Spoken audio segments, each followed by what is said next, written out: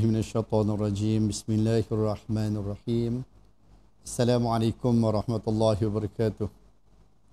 Alhamdulillahirabbil alamin wassalatu wassalamu ala asyrafil anbiya'i wal mursalin wa ala alihi wa sahbihi ajma'in. Rabbana la 'ilma lana illa ma 'allamtana innaka antal alimul hakim. Rabbi shrah li sadri wa yassir li amri wahlul 'uqdatam min lisani yafqahu qawli. Allahumma aftah alaina futuhal 'arifin kama fatahta 'ala anbiya'ika wa awliyaika wa 'ibadika as-salihin. Allahumma la sahla illa ma ja'altahu sahlan anta taj'alul hazna idza syi'ta sahla. Allahumma rabbi yassir wa la tu'assir bi rahmatika ya arhamar rahimin.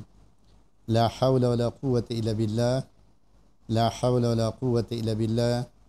La hawla wa la quwwata illa billahil 'aliyyil 'azim. Alhamdulillah.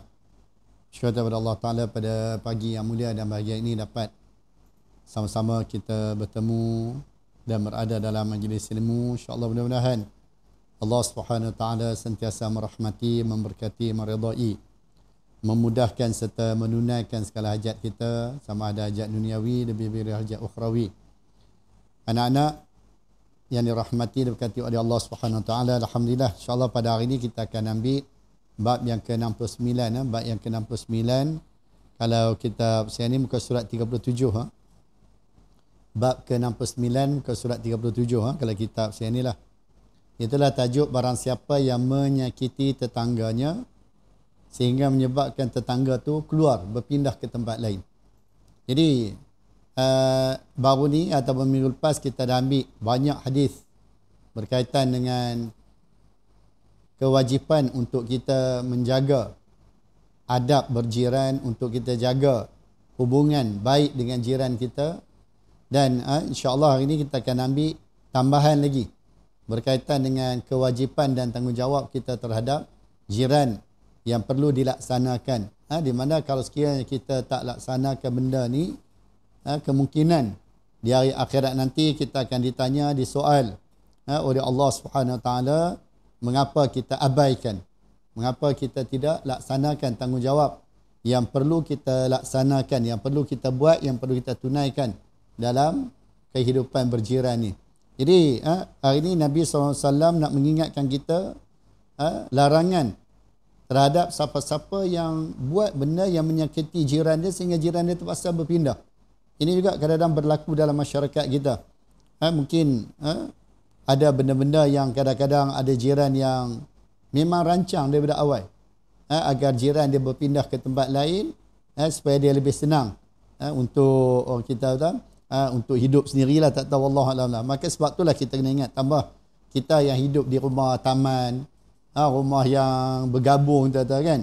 Kadang-kadang dinding kita, dinding orang, kadang-kadang tempat parkir kereta kita sebelah tu tempat parkir kereta orang. Jadi kalau kita basuh kain ke, basuh kapet ke apa, berhati-hati bila kita nak sidai, nak gantung di dinding yang ada hubung kait atau dinding yang dikongsi dengan jiran kita. Terlebih dulu kita minta izin, minta kebenaran.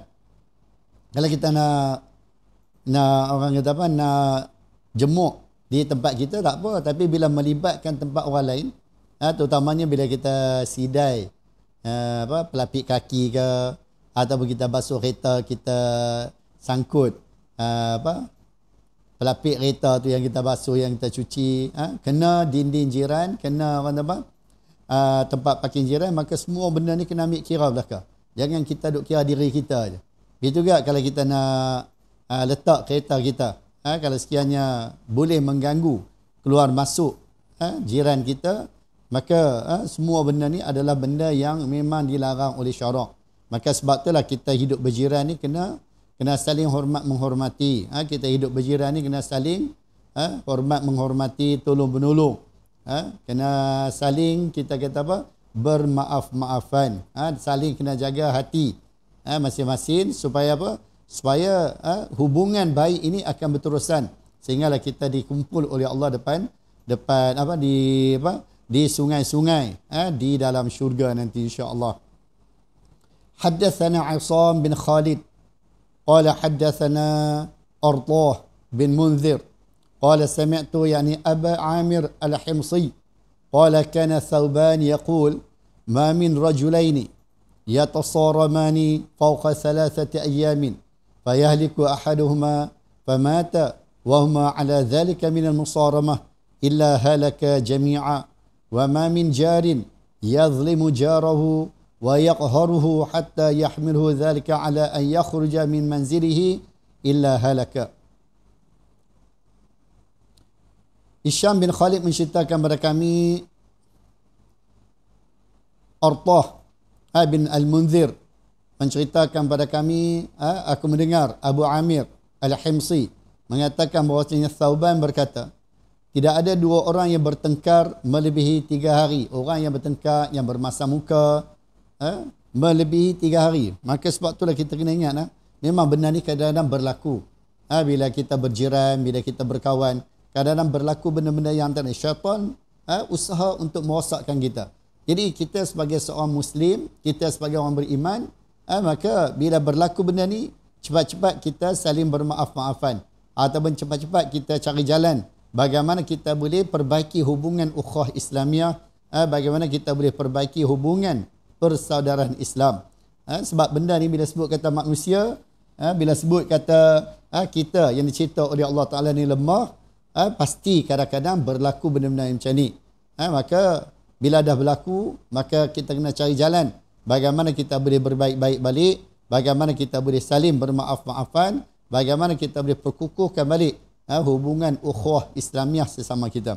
Tapi kalau sekiranya benda ni berlarutan sehingga 3 hari atau lebih lah, kadang-kadang sampai mati, kadang-kadang sampai beberapa keturunan, kadang-kadang boleh berlaku. Kadang-kadang salah seorang yang disakiti, kemudiannya kedua-duanya mati dalam keadaan pertengkaran tersebut, dalam keadaan masing-masing belum bermaaf-maafan, masing-masing belum kita kata apa, berlapang dada antara satu dengan yang lain, maka kedua-duanya akan binasa. Kedua-duanya akan binasa. Pasal apa? Pasal mereka balik bertemu Allah dalam keadaan kedua-duanya belum selesai lagi. Cerita bayang ni, kalau di akhirat esok, kalau binatang yang bertanduk, dia tanduk binatang yang tak ada tanduk pun akan diqisas, akan dibalas oleh Allah. Binatang yang tak ada akal pun dibalas oleh Allah, apatah lagi kita manusia. Maka sebab itulah kata Al-Munzir, Thawban ni kata kedua-duanya akan binasa. Kedua-dua akan binasa sekiranya kedua-duanya tidak saling bermaaf-maafan, tidak saling berlapang dada. Maka sebab itulah benda ni sangat penting. Dan kalau sekiranya mungkin jiran kita dah berpindah, jiran kita pergi ke tempat lain contohnya, dah tak bertemu dah, maka kita berdoa pada Allah, ya Allah, apa yang berlaku antara aku dengan jiranku dulu, ya Allah, Engkau ampunkanlah dosa kami, Engkau maafkanlah kesalahan kami, ya Allah. Minta jiran kita yang dulu juga berlapang dada dan saling bermaaf-maafan. Kita mengaku di hadapan Allah Subhanahu Wa Taala. Mungkin kita nak cari jiran kita, mungkin dah tak tahu ke mana mereka pindah. Nak cari kawan-kawan kita, mungkin tak tahu ke mana mereka dah pergi. Maka kita mengadulah kepada Allah, mohonlah kepada Allah. InsyaAllah mudah-mudahan Allah Subhanahu Wa Taala akan maafkan kita, ampunkan dosa-dosa kita. Dan insyaAllah mudah-mudahan bila kita balik bertemu Allah, kita tidak akan dibinasakan oleh Allah Subhanahu Wa Taala. Dan tidak ada seorang tetangga ataupun jiran yang menzalimi tetangganya, yang menzalimi jiran dia dan memusuhinya sehingga dia terpaksa keluar daripada rumahnya. Maka dia yang telah tetangga, jiran yang menzalimi itu tadi akan binasa juga. Begitu juga kalau sekiranya kita berjiran, dia berjiran ni bukan semestinya rumah. Kadang-kadang berjiran tanah. Tanah kita sebelah tanah orang lain. Kadang-kadang ada orang oleh kerana dia nak beli tanah tu, dia buat macam-macam. Dia berbomoh lah, buat benda-benda yang tak baik sehingga kawan tu terpaksa jual rumah dia, terpaksa jual tanah dia, terpaksa jual harta dia. Maka semua benda ni adalah dilarang oleh syarak, dilarang oleh Islam. Sekiranya ada usaha yang nak mengeluarkan jiran kita, sahabat kita daripada rumah mereka, daripada tanah mereka, daripada tempat hak milik mereka. Sebab benda ni kadang-kadang berlaku bila ketamakan menguasai diri, syaitan menguasai diri, dan akhirnya berlakulah benda-benda yang tak baik. Sehingga kadang-kadang ada di kalangan masyarakat yang kita cari bomoh lah, buat guna-guna dan sebagainya, supaya apa? supaya jiran dia berpindah, supaya rumah tu dapat dijual kepada dia, supaya tanah tu dapat dijual kepada dia dan sebagainya. Ini adalah benda-benda yang sangat-sangat dilarang oleh Islam, dilarang oleh syarak. Kita bayang tengok, kesenangan kita yang sementara waktu tu tidak akan membantu kita di hari akhirat nanti. Walaupun mungkin dia boleh dapat tanah tu, dia boleh dapat rumah tu, dengan sebab jiran tu berpindah, dengan sebab jiran tu dah tak bersedia duduk di situ, tetapi kita kata apa, keseronokan, kegembiraan dia tu takkan dapat membantu dia untuk mengelakkan dia daripada azab dan siksaan Allah di hari akhirat nanti. Kita ambil yang ke-70, bab yang ke-70, iaitu tetangga yang beragama Yahudi. Sebab kadang-kadang ada jiran kita yang bukan Islam. Kadang-kadang ada jiran kita yang bukan Islam. Mungkin kita bila hidup di rumah taman, duduk rumah taman, kadang-kadang ada jiran kita yang bukan Islam. Sebab kadang-kadang ada perumahan yang dibuka untuk orang Melayu dan orang bukan Melayu. Ada juga perumahan yang dibuka untuk orang Islam dan orang bukan Islam. Melainkan kalau kawasan tu Rizab Melayu dan sebagainya, mungkin orang Melayu je lah kan. Tapi kalau sekiranya kita berjiran dengan orang bukan Islam, maka di sana ada tanggungjawab juga. Seperti mana yang kita pernah sebut sebelum ni. Itulah tanggungjawab dan kewajipan terhadap jiran kita yang bukan Muslim. Ada satu tanggungjawab, ada satu kewajipan yang perlu kita laksanakan terhadap jiran kita. Jangan kita duk anggap oleh kerana dia bukan Islam, oleh kerana dia beragama beza daripada agama kita, maka kita tak perlu layan dia, tak perlu laksanakan tanggungjawab. Tak, salah tu. Islam dia tak pandang benda-benda yang macam tu. Kewajipan tetap kewajipan. Tanggungjawab tetap tanggungjawab yang perlu kita laksanakan. Walaupun jiran kita ni orang bukan Islam, yang beragama dengan agama yang lain daripada yang kita pegang, iaitulah kita berpegang dengan agama Islam.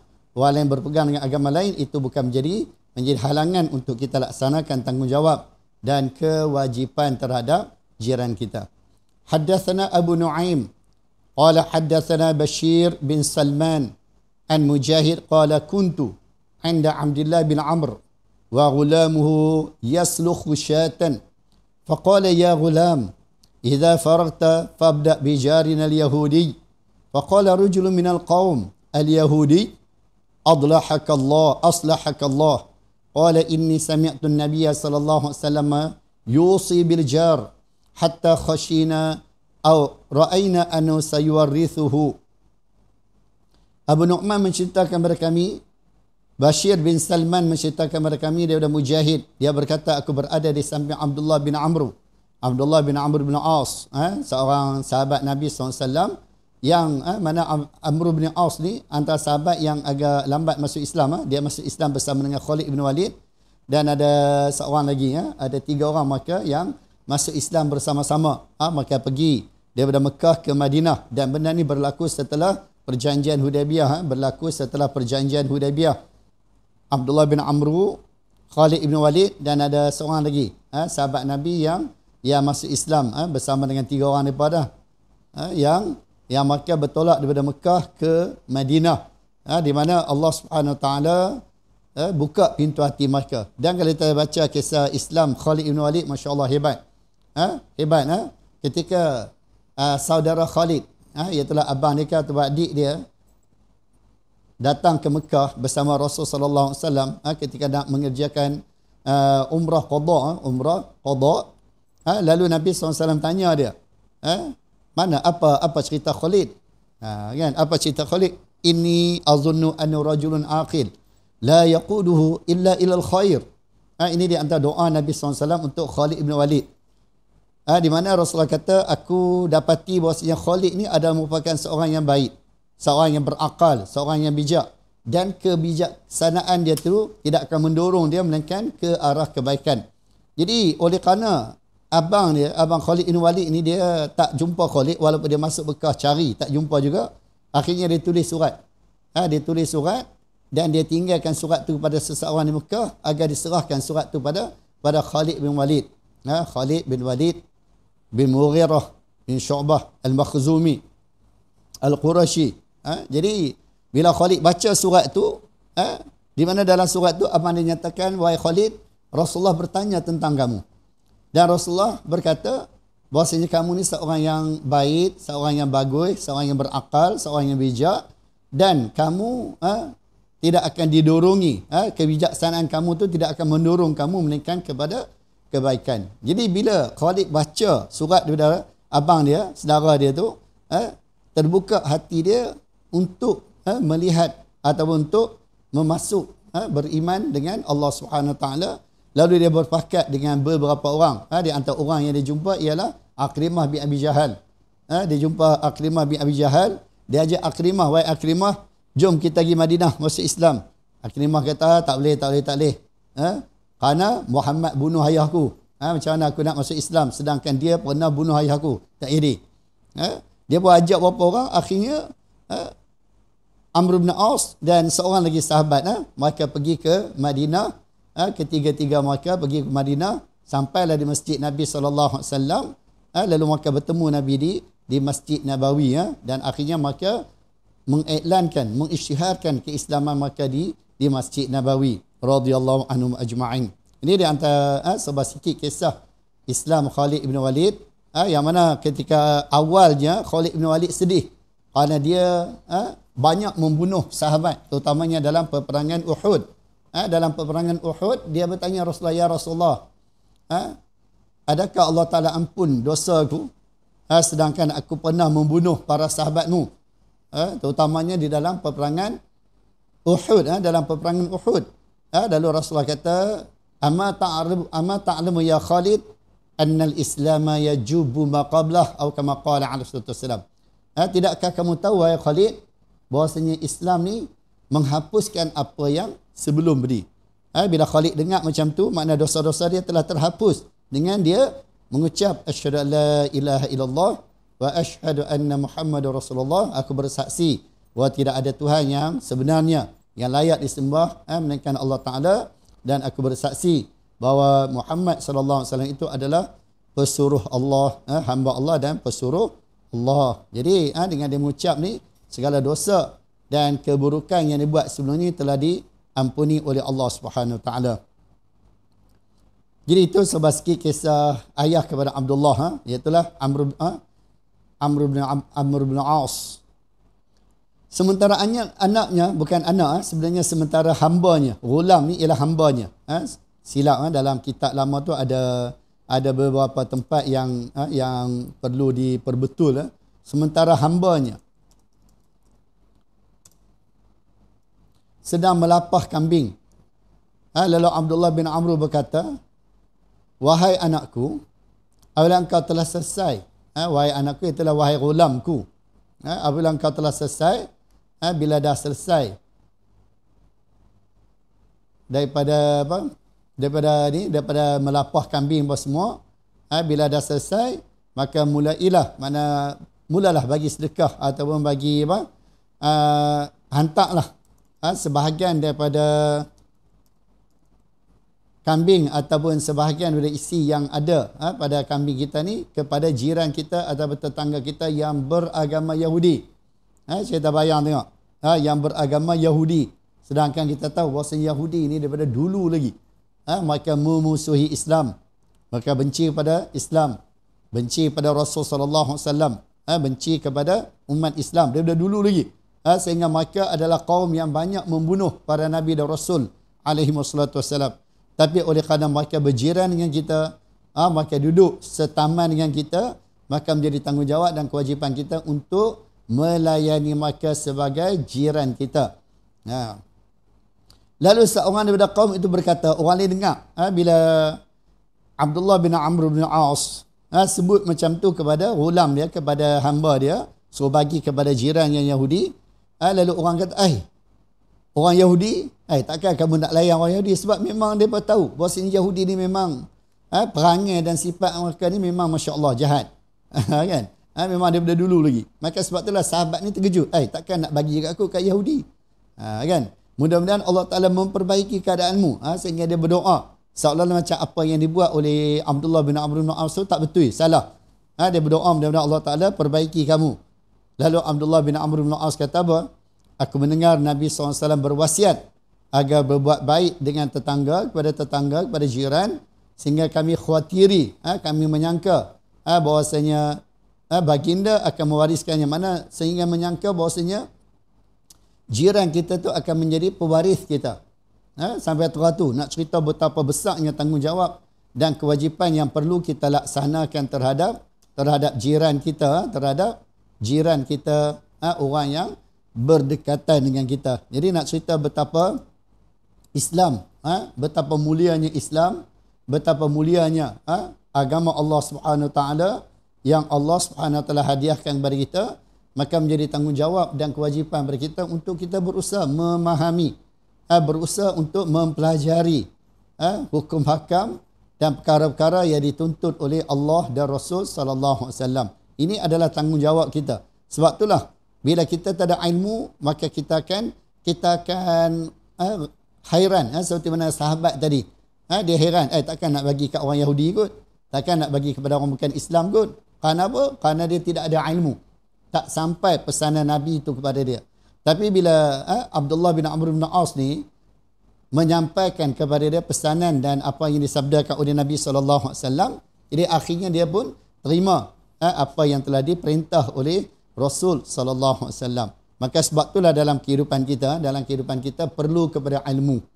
Kena ingat, adik-adik, anak-anak, kena ingat, antum, kamu ni masih muda, banyak lagi ilmu yang perlu dipelajari. Jangan belajar ilmu game je. Kan? Hari-hari game. Makin tidur, game. Habis kelas, game.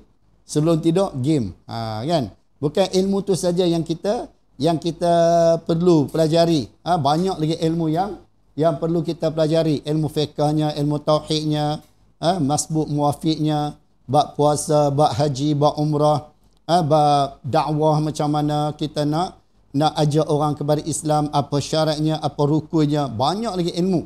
Maka sebab itulah anak ajak semua anak-anak, sahabat-sahabat, jangan kita buang masa kita. Jangan kita buang masa kita. Bukan tak boleh main, tak boleh main, tak ada masalah.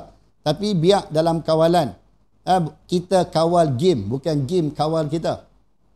Kita kena ingat, biar kita yang kawal game, bukan game yang kawal kita. Biar kita yang kawal himpun kita, bukan himpun yang kawal kita. Tapi apa yang berlaku sekarang, duk nampaknya macam seolah-olah himpun yang kawal kita. Game yang kawal kita. Akhirnya kita tak mampu untuk kita kata berhadapan, tak mampu nak lawan benda ni. Maka sebab itulah kita kena minta pada Allah, ya Allah bagilah kekuatan, ya Allah, biar aku yang kawal game, bukan game yang kawal aku. Biar aku yang kawal himpun, bukan himpun yang kawal aku. Jadi akhirnya insya-Allah kita boleh urus diri kita.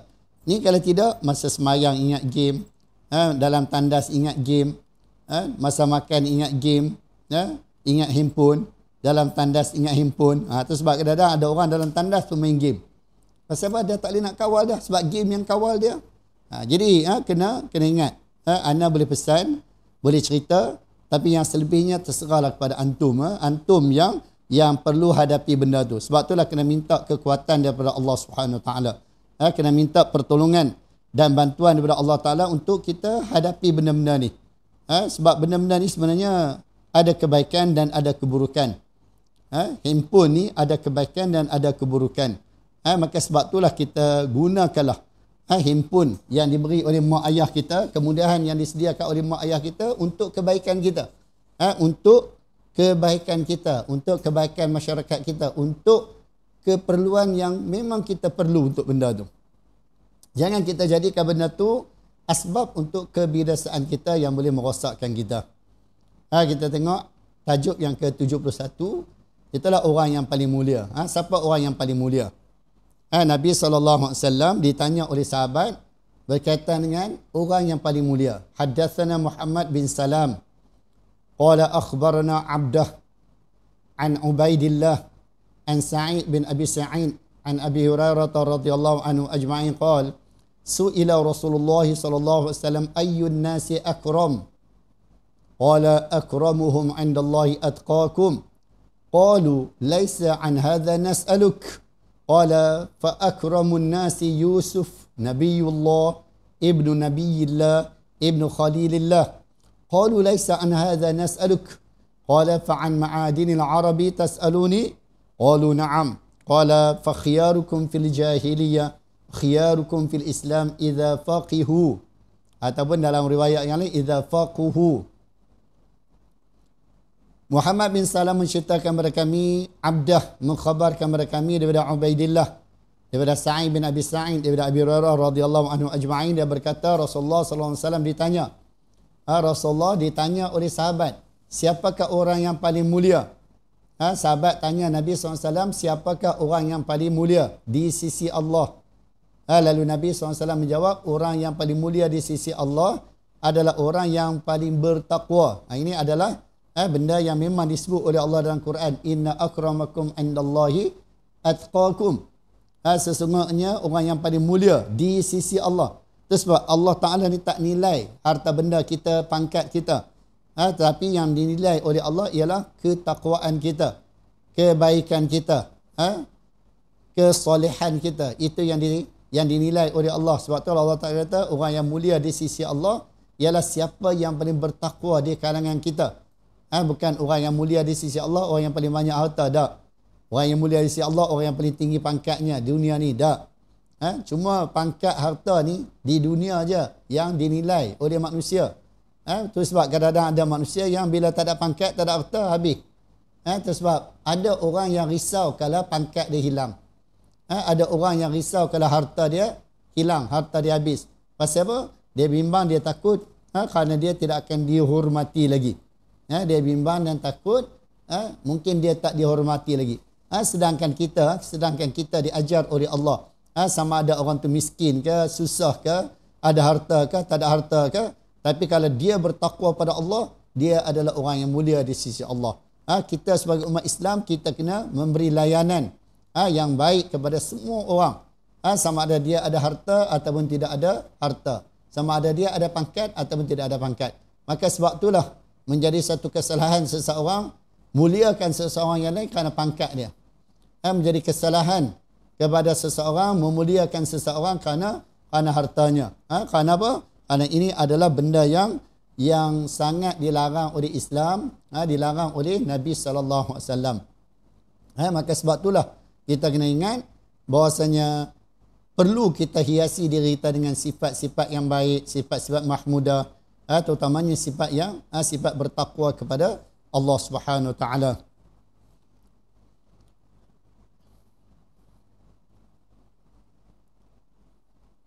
Para sahabat berkata, bukan tentang masalah ini kami bertanyakan kepadamu, wahai Rasulullah. Maka Nabi menjawab, manusia yang paling mulia ialah Nabi Yusuf. Nabi Allah Yusuf.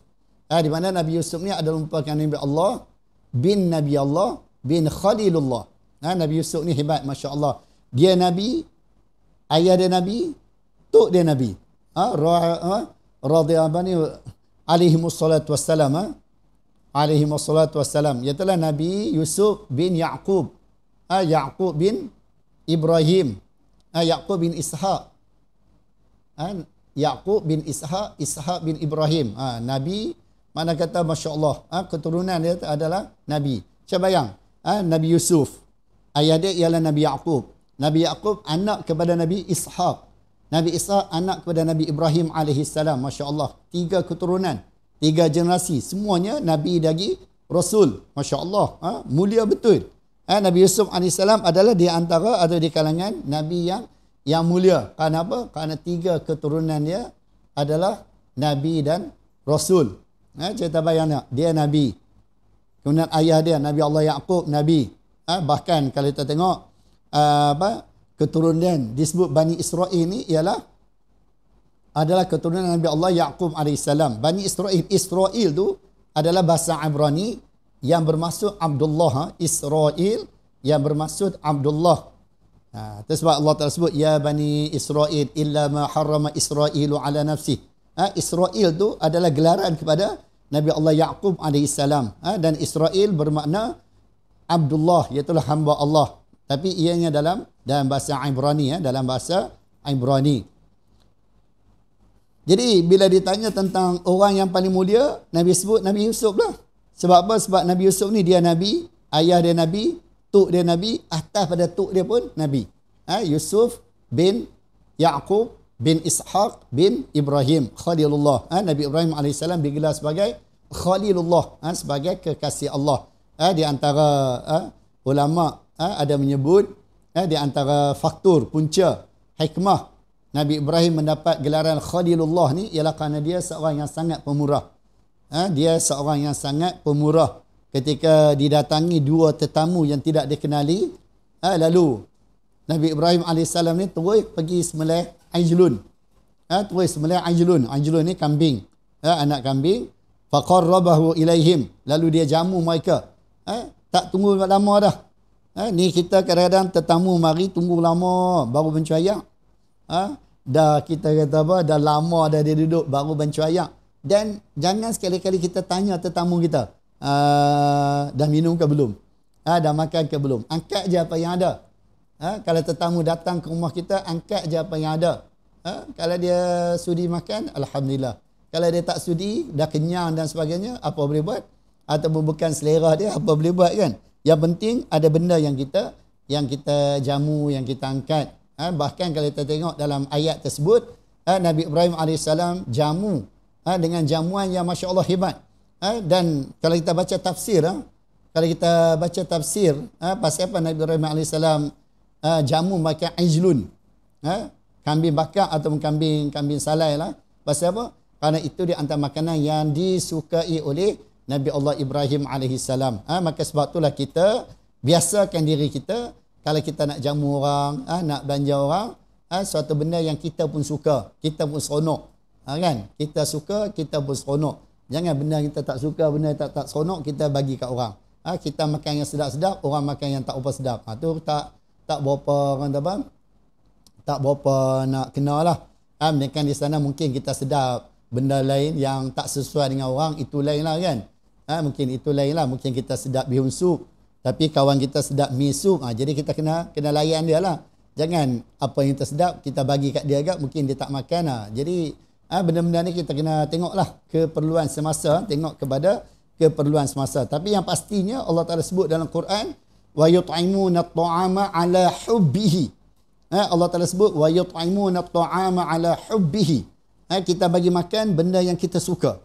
Benda yang kita pun minat, benda yang kita pun orang kata apa? Nak benda tu. Kan? Okey. Jadi para sahabat kata bukan yang ini yang kami nak tanya, yang kami nak dapat penjelasan dari kamu wahai Rasulullah. Tapi nak benda lain. Lalu Nabi berkata, Nabi bersabda, apakah tentang asal usul ma'adin, mana benda-benda yang baik dalam kalangan orang Arab? Kamu bertanya, kata Nabi SAW. Lalu para sahabat menjawab, ya. Maka Nabi bersabda, sebaik-baik kamu di masa jahiliyah adalah sebaik-baik kamu di masa Islam jika mereka itu memahami. Kalau kita ada ilmu, kalau sekiranya kamu ada ilmu, maka itulah yang sebaik-baiknya di zaman jahiliyah. Bila masuk Islam, dia pelajari, dia belajar, maka dia adalah orang yang mulia, orang yang sebaik-baiknya di sisi Allah Subhanahu Wa Taala. Maka sebab itulah kita tengok ramai sahabat yang masuk Islam menjadi mulia di sisi Allah Subhanahu Wa Taala. Kerana apa? Kerana zaman jahiliah dulu pun mereka mulia, dan mereka masuk Islam, mereka amalkan apa yang diperintah oleh Allah dan Rasul sallallahu alaihi wasallam, maka mereka juga menjadi mulia. Cuba bayang tengok, kita Sayyidina Umar radhiyallahu anhu, masa jahiliah pun dia hebat, bila dia masuk Islam lagi dia hebat. Khalid ibn Walid masa di jahiliah dia hebat, panglima perang yang hebat. Bila dia masuk Islam dia lagi hebat. Ini yang dikatakan ma'adin Arab, ma'adinul Arab. Itulah orang yang kita kata yang hebat di zaman jahiliah dan hebat juga di zaman Islam. Pasal apa? Benda tu menjadi hebat kepada mereka kerana mereka ada ilmu. Kerana mereka belajar, kerana mereka memahami apa yang diperintah oleh Allah dan Rasul sallallahu alaihi wasallam. Maka sebab itulah kita kena ingat ilmu ni asas segala-galanya. Ilmu adalah asas segala-galanya. Sebab itulah kita yang saya sebut tadi kan, awal-awal tadi, perlu kita mendalami ilmu ni. Sebab banyak lagi ilmu yang kita nak kena belajar. Itu sebab mengaji ni, kalau sat-sat je, kalau masa yang singkat, memang tak banyak yang kita boleh dapat. Terutamanya antum yang ambil dalam bidang Al-Quran ni, kalau mengaji sekejap-sekejap, tak banyak benda yang dapat. Tapi kalau kita ada rezeki, kita dapat melanjutkan pelajaran, kita dapat sambung ke tempat lain, maka banyak benda yang kita akan dapat. Dan kalau ada rezeki mungkin boleh sambung ke Mesir, boleh sambung ke Jordan, boleh sambung ke Sudan ke, Yaman ke, mana-mana negara yang kita kata yang boleh menambahkan lagi ilmu kita, maka kita ambil peluang ni. Kita ambil peluang ni. Kerana apa? Kerana ilmu ni sangat penting dalam kehidupan kita. Dan ilmu ni juga sangat penting dalam masyarakat kita. Kita nak masyarakat kita ni merupakan masyarakat yang berilmu. Maka sebab itulah masa depan negara ini terletak di tangan muda-mudi. Di tangan muda-mudi. Jadi muda-mudi kita ni, pemuda dan pemudi kita ni, kita nak mereka ni di kalangan orang yang berilmu. Bukan muda-mudi kita ni di kalangan orang yang tak ada ilmu. Kita nak muda-mudi kita ni orang yang tahu tanggungjawab mereka. Bukan mereka muda-mudi yang suka lepak, suka habiskan masa berlalu begitu saja, hanya dalam akal fikiran mereka game atau benda-benda yang menyeronokkan saja yang sementara. Sedangkan di sana ada banyak tanggungjawab yang perlu dilaksanakan sebagai sebagai muda-mudi yang menjadi harapan kepada negara kita. Kita yang tua-tua ni mungkin tak lama dah. Jadi negara ini akan diwariskan kepada generasi muda. Maka generasi muda mesti bekalkan diri mereka dengan ilmu. Tanpa ilmu bagaimana mereka nak meneruskan, kita kata apa, memakmurkan dan memajukan negara kita. Kita nak bab yang ke-72. Berbuat baik kepada pelaku kebaikan dan pelaku kejahatan. Haddatsana Al-Humaidi qala haddatsana Sufyan qala haddatsana Salim bin Abi Hafsah an Munzir Al-Thawri an Muhammad bin Ali bin Al-Hanafiyah. Hal jazaa'ul ihsan illa al-ihsan? Qala hiya musajjalatun lil birri wal fajir. Qala Abu Abdullah, qala Abu Ubaid, musajjalatun mursalatun.